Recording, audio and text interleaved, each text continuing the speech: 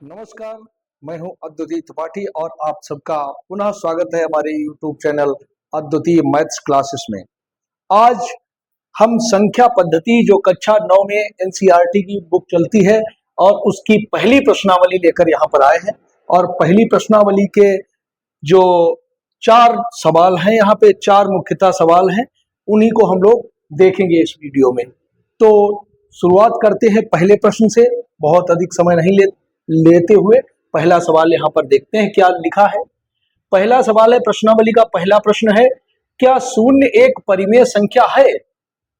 बताइए, शून्य एक परिमेय संख्या है? पहले तो यही तक बताइए, क्या शून्य एक परिमेय संख्या है? तो देखिए, परिमेय संख्या हमने क्या बताई थी? परिमेय संख्या, परिमेय संख्या जो होती है वो होती है पूर्णांक बटे पूर्णांक, ऊपर भी पूर्णांक और नीचे भी पूर्णांक, और नीचे क्या हो? नीचे शून्य ना हो, अर्थात नीचे जो है हर है वो शून्य नहीं होना चाहिए। P बटे Q इस रूप में लिखी जाए और जहां पर Q नॉट इक्वल टू 0, हम कह सकते हैं कि ये परिमेय। अब परिमेय संख्या शून्य है कि नहीं? तो शून्य, ऊपर तो शून्य लिख गया, नीचे कुछ भी लिख दीजिए, नीचे मान लीजिए 1, 0/1 लिखा जा सकता है। तो शून्य क्या है? एक परिमेय संख्या है। अगर शून्य नीचे होता तो ये 1/0 होता, तो ये परिमेय संख्या नहीं होता, ये तो अपरिभाषित हो जाता 1/0। हम ये कह सकते हैं कि ऊपर शून्य है, कुछ भी है, ऊपर कोई भी पूर्णांक है। पूर्णांक होते क्या है? 0, 1, 2, 3, 4, 5 इस प्रकार से, और -1, -2, -3, ये सभी पूर्णांक अंश में हो सकते हैं। ये सभी पूर्णांक अंश में हो सकते हैं, तो उसी में तो शून्य है भाई। शून्य क्या कोई अलग से थोड़ा ही आया है? शून्य भी जब उसी में है तो हम कह सकते हैं कि शून्य भी एक परिमेय संख्या है, क्योंकि हम जानते हैं कि सभी पूर्णांक परिमेय संख्याएं होती हैं। सभी पूर्णांक क्या होते हैं? परिमेय संख्याएं। तो शून्य भी भैया पूर्णांक है, तो शून्य क्यों नहीं परिमेय संख्या होगा? तो हम कह सकते हैं कि हाँ, शून्य एक परिमेय संख्या है। यहां तक तो ये हो गया, शून्य एक परिमेय संख्या है। क्या इसे आप P बटे Q के रूप में व्यक्त कर सकते हैं? बिल्कुल व्यक्त कर सकते हैं, क्यों नहीं व्यक्त कर सकते? जब परिमेय संख्या है तो उसको हम P बटे Q के रूप में व्यक्त कर सकते हैं। कैसे व्यक्त करेंगे? देखिए, शून्य को किसी भी संख्या से भाग देने पर, शून्य को चाहे हम 1 से भाग दें, चाहे 2 से भाग दें, चाहे 3 से भाग दें, चाहे 4 से भाग दें, बराबर प्राप्त हमें शून्य ही होगा। क्या प्राप्त होगा? शून्य। तो शून्य को P बटे Q के रूप में व्यक्त करना, अर्थात अंश बटे हर के रूप में या भिन्न के रूप में व्यक्त करना है। तो भिन्न क्या हो जाएगी? चाहे तो हम 0/1 लिख दें, या 0/2 लिख दें, या 0/3 लिख दें, 0/4 लिख दें, कुछ भी लिख दें, तो उन सबका मान क्या रहेगा? शून्य रहेगा। और ये नीचे हम शून्य नहीं लिखें, बस, और क्या है? कठिन थोड़ा ही है, बहुत आसान है।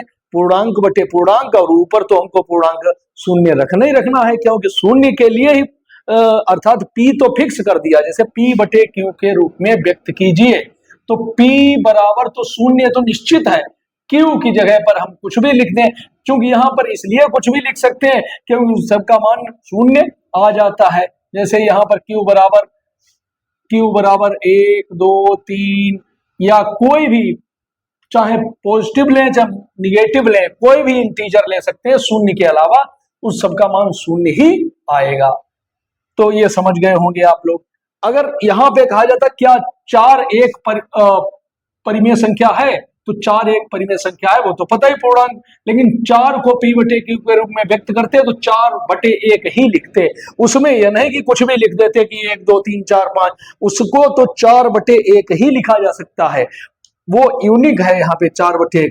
लेकिन ये शून्य वाले मामले में नीचे कोई भी पूर्णांक लिख दीजिए शून्य को छोड़कर, तो वो शून्य ही रहेगा। ये समझ गए होंगे आप लोग। इसके बाद में ये पहला यहाँ पे हमारा हो गया है, पहला सवाल हो गया, आप लोग समझ गए होंगे। इसको हमने P बटे Q के रूप में व्यक्त कर दिया। अगला क्या है? 3 और 4 के बीच में 6 परिमेय संख्याएं ज्ञात कीजिए। 3 और 4 के बीच में 6 परिमेय संख्याएं ज्ञात कीजिए। देखिए परिमेय संख्याएं सब क्या होती हैं, जो P बटे Q के रूप में व्यक्त की जा सके। तो जैसे ये समझिए 3 यहां पर है और 4 यहां पर है, इनके बीच में हमको 6 परिमेय संख्याएं निकालनी है। तो सबसे पहले तो एक फार्मूले के रूप में अगर हम समझें तो पहले फार्मूले के रूप में निकाल लें। तो फार्मूले के रूप में क्या हो जाएगा, जैसे अगर हम यहां पर इसको A लिखें और ये B लिखें, मतलब अगर एक संख्या यहां पर इस प्रकार से हम लिख सकते हैं कि एक संख्या A है, दूसरी संख्या B है, और उनके बीच में n परिमेय संख्याएं अगर निकालनी हो, कितनी परिमेय संख्याएं निकालनी हो, n, तो परिमेय संख्या क्या हो जाती है, तो पहली क्या हो जाती है, पहली परिमेय संख्या हो जाती है, पहली परिमेय संख्या निकल के आती है b माइनस ए अपान में n प्लस 1, और a में उसको जोड़ दीजिए, इसमें इसको जोड़ दीजिए, ये वाला खंड। फिर दूसरी क्या हो जाती है, दूसरी परिमेय संख्या क्या हो जाती है, a प्लस 2 उसका दोगुना, जैसे इसके हम यहां पर बताया था, इसमें n होंगे तो 1 2 3 4 5 6, 1 भाग 2 भाग 3 भाग 4 भाग 5 भाग 6 भाग, ऐसे ही यहां पर जैसे 6 अगर हमको निकालनी होगी तो 1 2 3 4 5 6, और सातवीं तो ये स्वयं है तो इसके 7 भाग करने पड़ेंगे। ऐसे n होंगी तो n प्लस 1 भाग उसके करने पड़ेंगे, बराबर बराबर। तो हमने फार्मूले के रूप में इससे पहले वाले वीडियो में आपको समझाने का प्रयास किया था कि इस प्रकार से एक फार्मूला बन जाता। अगर आप फार्मूला याद रखेंगे या तो आसानी होगी निकालने में, कोई दिक्कत नहीं होगी। फार्मूला नहीं भी होगा तब भी अभी हम बताएंगे, बिना फार्मूले के भी बताएंगे। पहले फार्मूले से देख लेते हैं, a plus b minus a upon n plus 1, और दूसरी क्या हो जाएगी, a plus 2 b minus a upon n plus 1। कठिन नहीं लगना चाहिए। b का मतलब बाद वाली संख्या से पहली वाली संख्या को घटा देंगे, वो होगा b माइनस ए। n का मतलब जितनी संख्याएं पूछी गई वो n, और उसमें एक और जोड़ देंगे n प्लस 1। a का मतलब पहली परिमेय संख्या, ठीक है। इसी प्रकार से दूसरी हो जाएगी, इसी प्रकार से तीसरी हो जाएगी। तीसरी परिमेय संख्या क्या हो जाएगी बताइए, तीसरी परिमेय संख्या a plus 3 b minus a upon n plus 1। ऐसे ही nवीं परिमेय संख्या क्या हो जाएगी, n निकालनी है तो nवीं परिमेय संख्या क्या हो जाएगी, nवीं परिमेय संख्या हो जाएगी a plus n b minus a upon n plus 1, ये हो जाएगी nवीं। तो अब हम मुख्य जो हमारा सवाल है उस पर आते हैं। इस प्रकार से यहाँ पे n परिमेय संख्याओं के लिए एक फार्मूला हमने यहाँ पर निकालने का प्रयास किया था, और ये निकल के आया था। तो हमें जो सवाल है वो साधारण सवाल, 3 और 4 के बीच में 6 परिमेय संख्याएं लिखनी है। तो किसके बीच में लिखनी है, 3 और 4 के बीच में। ये फार्मूला हम यहीं पे लिखे दे रहे हैं। तो यहाँ पे देखिए 3, पहली संख्या 3 है, दूसरी संख्या 4 है। a बराबर हम कहें 3 है और b बराबर है 4, तो b माइनस a बराबर क्या हो जाएगा, अर्थात 4 माइनस 3 बराबर 1 हो गया। और कितनी निकालनी है इसमें, 6 है। तो n बराबर कितना है, 6, n प्लस 1 बराबर कितना हो जाएगा, 6 प्लस 1 अर्थात 7 हो जाएगा। तो पहली परिमेय संख्या क्या हो जाएगी, देखिए पहली परिमेय संख्या, फार्मूला वही, पहली संख्या यहां से चालू करें, ये 3 में आगे जुड़ेगा, इसलिए 3 प्लस a प्लस, पहली के लिए हम फार्मूला लिखे दे रहे हैं, a plus b minus a upon n plus 1। तो a का मतलब हो गया 3, b माइनस ए कितना है, b माइनस ए 1 ही तो निकल के आया, और ये 7 हो गया। तो 7 या 21 और 1 22/7।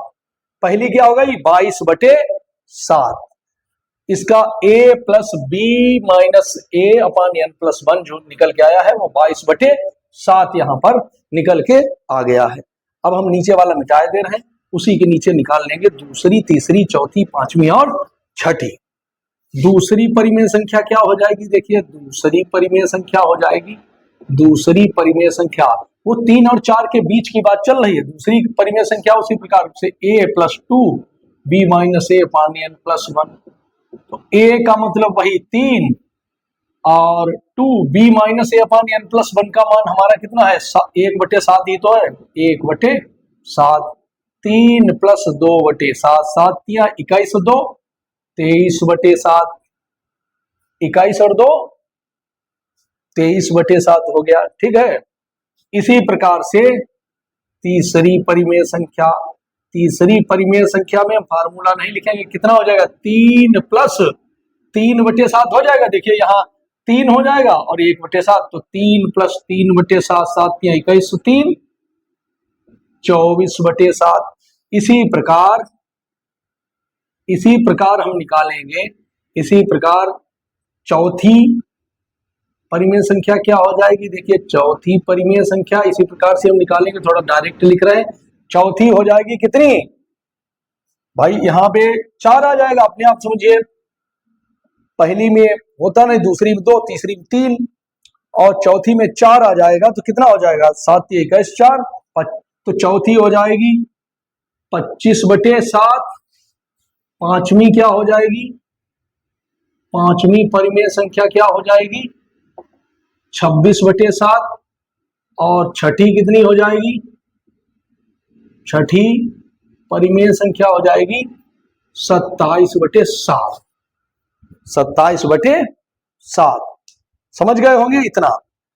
ठीक है, ये आप लोग समझ गए होंगे, ये फार्मूले के रूप में था।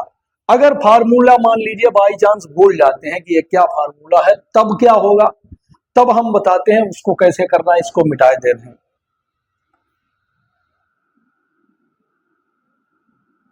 देखिए 3 4 के बीच में कितनी परिमेय संख्याएं लिखनी है, 6 परिमेय संख्याएं लिखनी है। कितनी परिमेय संख्याएं लिखनी है, परिमेय संख्याओं की संख्या कितनी है, परिमेय संख्याएं बराबर कितनी लिखनी है 6।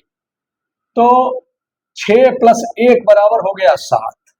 ये 7 जो होगा, हम यहां पर एक काम करें 3 × 7/7 कर दें।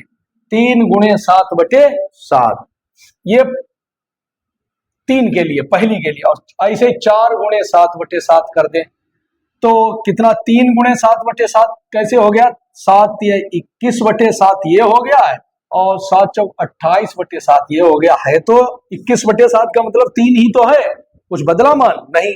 वो कैसे किया, जितनी परिमेय संख्याएं पूछी जाए उसमें 1 जोड़िए और जो आए, जैसे 6 में 1 जोड़ा 7 आया तो 7 से ऊपर गुणा किया और नीचे भाग किया, यानी गुणा और भाग दोनों किया।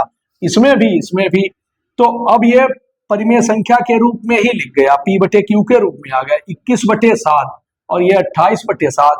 अब इनके बीच में इनका जो अंतर है, अंतर कितना है, देखिए 4 में से 3 गया कितना है, 1 ही तो है। 4 में से 3 गया कितना है, 1 है। तो 1 जब अंतर है तो 1 1 जोड़ते चले जाइए, अंश में कितना जोड़ते चले जाएंगे 1 1। तो अगली क्या हो जाएगी 22/7। उसके बाद एक और जोड़ेंगे 23/7, फिर और जोड़ेंगे 24/7। ठीक है, नहीं समझ पा रहे हैं, फिर 25/7, फिर 26/7, 1 2 3 4, फिर 26/7, फिर 27/7 और आखिरी में 28/7। ये तो दोनों फिक्स हैं, इनके बीच में पहली, दूसरी, तीसरी, चौथी, पांचवी और छठी, ये 6 हमारी संख्याएं हो गई।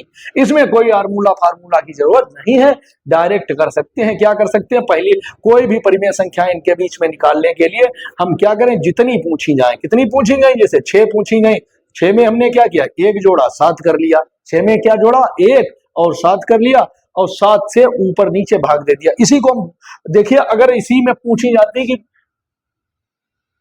4 परिमेय संख्याएं लिखो, कितनी परिमेय संख्याएं लिखो, 3 और 4 के बीच में वो कहता है 4 परिमेय संख्याएं लिखो। कितनी परिमेय संख्याएं, 4 परिमेय संख्याएं लिखो। तो 4 परिमेय संख्याएं लिखने के लिए हम क्या करते हैं, पहली जो संख्या 3, 4 परिमेय संख्याएं के लिए हम करते हैं 4 + 1 बराबर कितना हो गया 5।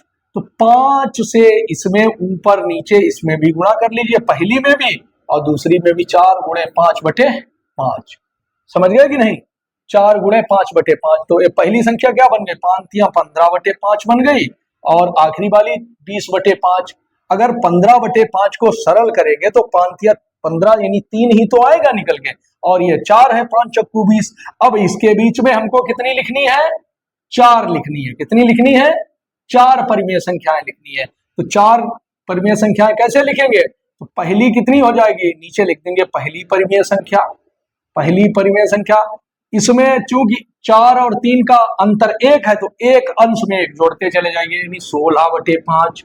इसी प्रकार दूसरी क्या हो जाएगी? दूसरी परिमेय संख्या क्या हो जाएगी बताइए? दूसरी परिमेय संख्या फिर 1 जोड़ दीजिए, इसमें 17/5।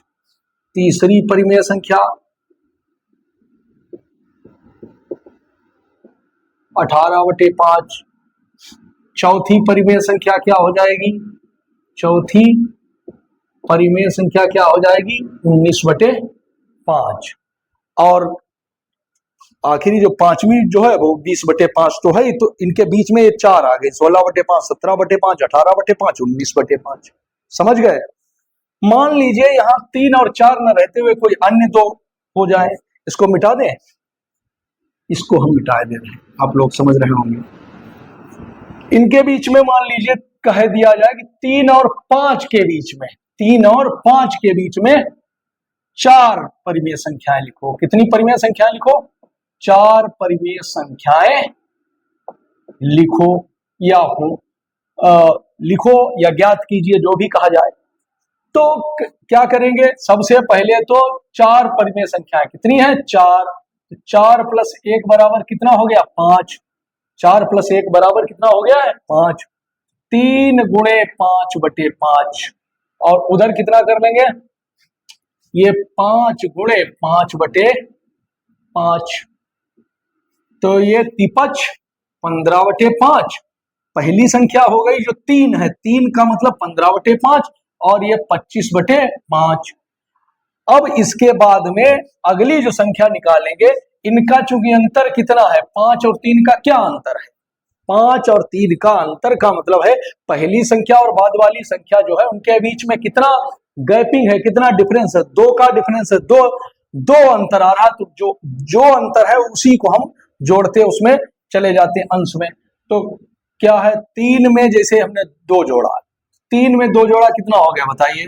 3 2 3 में नहीं, सॉरी, ये जो निकल के आई है हमारी संख्या, इसमें 2 जोड़ेंगे तो अगली पहली क्या हो जाएगी? पहली परिमेय संख्या। पहली परिमेय संख्या क्या हो जाएगी? 15 में 2 जोड़ लीजिए, 15 2 17/5।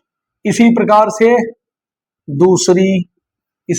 से दूसरी परिमेय संख्या हमारी हो जाएगी, फिर 2 जोड़ दीजिए, 17 2 19/5। फिर तीसरी परिमेय संख्या क्या हो जाएगी बताइए? तीसरी क्या हो जाएगी बताइए? कितनी होगी? 19/5। अब 2 जोड़ते चले जा रहे हैं क्योंकि इनके बीच जो अंतर है 19 यानी 21/5। फिर जो है चौथी परिमेय संख्या क्या होगी? चौथी परिमेय संख्या जो उसमें भी 2 जोड़ लीजिए, वो हो जाएगी 23/5। चौथी है, और 4 ही तो हमको पूछेंगे, 5वें नंबर पे फिर 2 जोड़ेंगे तो वही आ जाएगी 25/5। ये हमारा उत्तर हो जाएगा। आप लोग समझ गए होंगे जहां तक। इसको अब हम मिटा दे रहे हैं।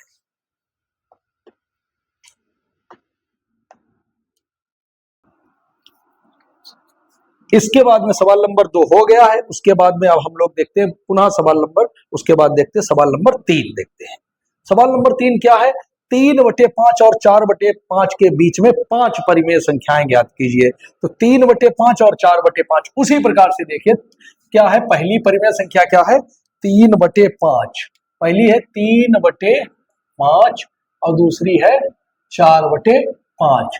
इनके बीच में कितनी परिमेय संख्याएं ज्ञात करनी है? 5 परिमेय संख्या ज्ञात करनी है। कितनी परिमेय संख्या ज्ञात करनी है? 5।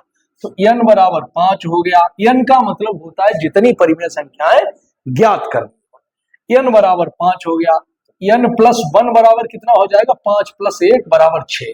अर्थात जो भी जितनी भी परिमेय संख्याएं ज्ञात करनी हो, जैसे 1 2 3 4 और 5 इनके बीच में ज्ञात करनी है, तो 5 का मतलब 1 इनके बीच में जो ये अंतराल हो जाएगा, ये जो दूरियों का ये अंतर है, ये समझो बराबर है हमारी, हो सकता है कम ज्यादा लग रही हो, तो जैसे ये दूरी a है, ये a है, a है, ये भी a है, ये भी a है, तो ये सब बराबर हैं।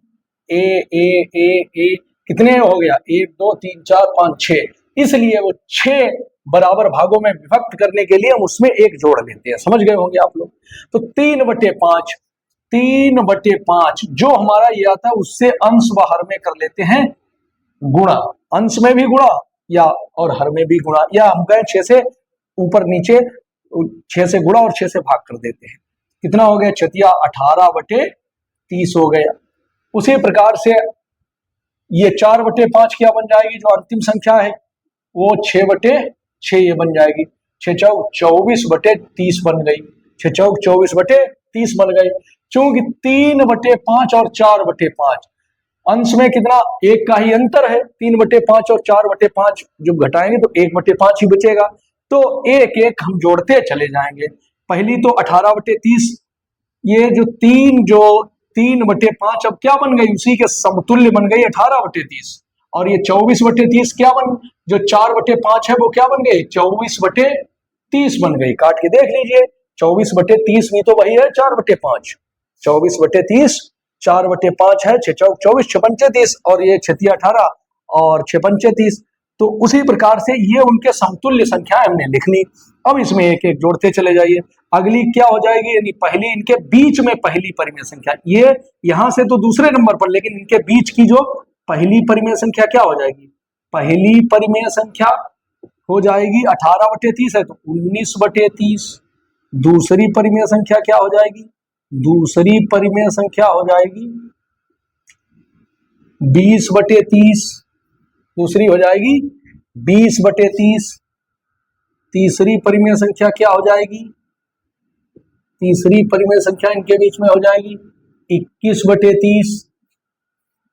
चौथी परिमेय संख्या क्या हो जाएगी?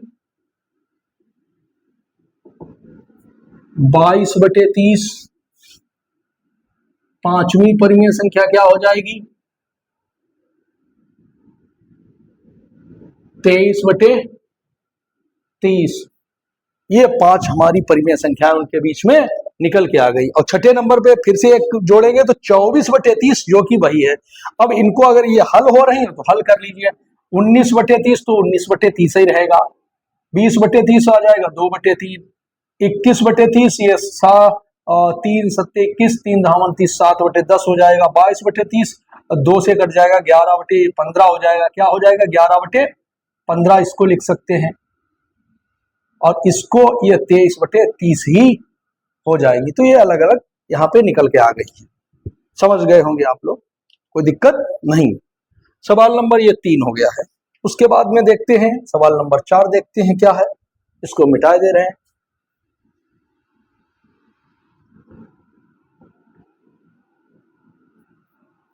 सवाल नंबर 4 है, नीचे दिए गए कथन सत्य हैं या असत्य, कारण के साथ अपने उत्तर दीजिए। अब इसमें कारण के साथ उत्तर देना है, बताना है। तो पहला कथन सत्य है कि असत्य, देखते हैं क्या कथन है। पहला कथन है, प्रत्येक प्राकृत संख्या एक पूर्ण संख्या होती है। प्रत्येक प्राकृत संख्या एक पूर्ण संख्या होती है। तो प्राकृत संख्याएं क्या होती है? 1 2 3 4। इसको हम यहां पर देख लेते हैं। प्राकृत संख्याएं, प्राकृत संख्याएं या प्राकृतिक संख्याएं या नेचुरल नंबर्स, वो सब होती 1 2 3 4 5, ये सब होता है। और प्रत्येक प्राकृत संख्या एक पूर्ण संख्या होती है। पूर्ण संख्या क्या होती है? देखिए, पूर्ण संख्या होती है तो 0 1 2 3 4 यही तो होती है। तो प्रत्येक प्राकृत संख्या जो है वो पूर्ण संख्या है नहीं है। ये पूर्ण संख्या 0 से शुरुआत है। तो जितनी भी प्राकृतिक संख्याएं हैं वो सब इसी में तो शामिल हैं। यही तो प्राकृतिक संख्याएं हैं या प्राकृत संख्याएं हैं। तो प्राकृत संख्याएं क्या है? जो पूर्ण संख्या है उन्हीं में प्राकृतिक संख्या समाहित है।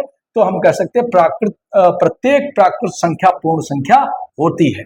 लेकिन अगर हम कहें क्या प्रत्येक पूर्ण संख्या प्राकृतिक संख्या होती है? नहीं होती है, क्योंकि उसमें 0 उसमें नहीं होता। ये याद रखें, सभी पूर्ण संख्याएं प्राकृतिक संख्याएं नहीं हो सकती, लेकिन सभी प्राकृतिक संख्याएं पूर्ण संख्याएं हो सकती हैं। समझ रहे हो? ठीक है। अगला क्या है, यही कारण हो जाएगा उसमें। कारण क्या, हम कारण दे सकते हैं, क्योंकि इसी प्रकार से लिख सकते हैं, क्योंकि प्राकृतिक संख्याएं 1 2 3 4 5 1 से प्रारंभ होती है और पूर्ण संख्या 0 से प्रारंभ होती है, इसलिए सभी प्राकृतिक संख्याएं पूर्ण संख्याएं होती हैं। अगला है सवाल नंबर 2, प्रत्येक पूर्णांक एक पूर्ण संख्या होती है। प्रत्येक पूर्णांक एक पूर्ण संख्या होती है। तो प्रत्येक पूर्णांक एक पूर्ण संख्या होती है। देखिए पूर्णांक क्या होते हैं, 0 1 2 3 4 इस प्रकार से, -1 -2 -3, जबकि पूर्ण संख्याएं कहां से प्रारंभ होती है, यही, ये पूर्ण संख्या है, ये पूर्ण संख्या है। तो प्रत्येक पूर्ण संख्या तो पूर्णांक हो जाएगी भाई, प्रत्येक पूर्ण संख्या जो है वो पूर्णांक के उसी ग्रुप में शामिल है, लेकिन सभी पूर्णांक पूर्ण संख्या नहीं हो पाएंगे, क्योंकि पूर्णांक का दायरा बड़ा है, पूर्णांक का क्षेत्र विस्तृत है। जैसे हम कह सकते हैं कि हम कहें कि सब जो साधु हैं, जैसे हम कहें सभी साधु मनुष्य हैं, जो साधु बन रहे हैं, साधु के भेष में है, वो सब मनुष्य ही तो हैं।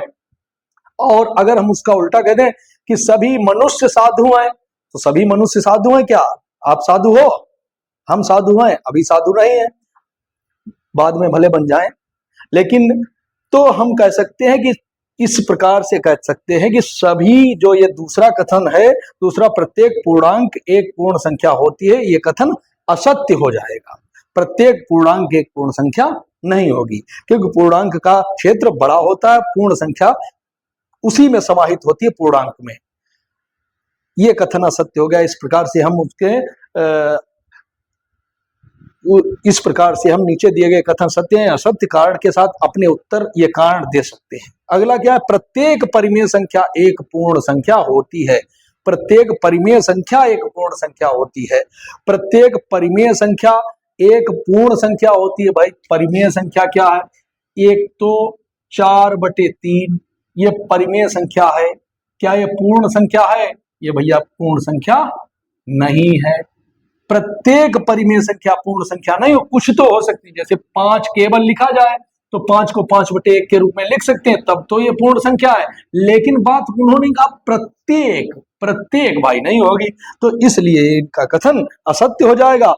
क्योंकि हम कह सकते हैं परिमेय संख्या P/Q के रूप में लिखी जाती है, पूर्णांक बटे पूर्णांक, तो ऊपर भी पूर्णांक हो नीचे भी पूर्णांक हो, तो पूर्णांक बटे पूर्णांक क्या है, वो पूर्णांक बटे पूर्णांक जो है वो परिमेय संख्या होती है, और जो कि पूर्ण संख्या जरूरी नहीं कि वो पूर्ण संख्या हमेशा हो। ठीक है, अब जैसे -4 ही लिखी तब भी वो परिमेय संख्या तो है -4/1, लेकिन ये -4 पूर्णांक नहीं है। हाँ वो सॉरी पूर्ण संख्या नहीं है, पूर्ण संख्या नहीं है। पूर्णांक अगर कहा होता तो पूर्णांक तो हो जाता -4, लेकिन -4/3 कह दिया होता तब भी वो नहीं होता। तो इसका मतलब यहां पर देखिए कि प्रत्येक पूर्णांक एक पूर्ण संख्या होती है। सॉरी नंबर 3 है, प्रत्येक परिमेय संख्या एक पूर्ण संख्या होती है, वो हमारा कथन असत्य है। इस प्रकार से आप लोग समझ गए होंगे, प्रत्येक परिमेय संख्या एक पूर्ण संख्या होती है। देखिए प्रत्येक परिमेय संख्या एक पूर्ण संख्या नहीं होती, जिसका क्षेत्र बड़ा होता है, जिसका क्षेत्र बड़ा होता है उसके अंदर की चीजें जो होती है वो, जैसे हम कहें सभी भारतवासी जो हैं, सभी उत्तर प्रदेश के निवासी भारत में निवास करते हैं, हाँ निवास करते हैं, लेकिन सभी भारत के निवासी उत्तर प्रदेश के निवासी हैं ऐसा नहीं होगा। इस प्रकार से ये प्रश्नावली हमारी समाप्त हो जाती है, और अब मिलते हैं अगले वीडियो में अगली प्रश्नावली के साथ में। तब तक के लिए नमस्कार, जय हिंद।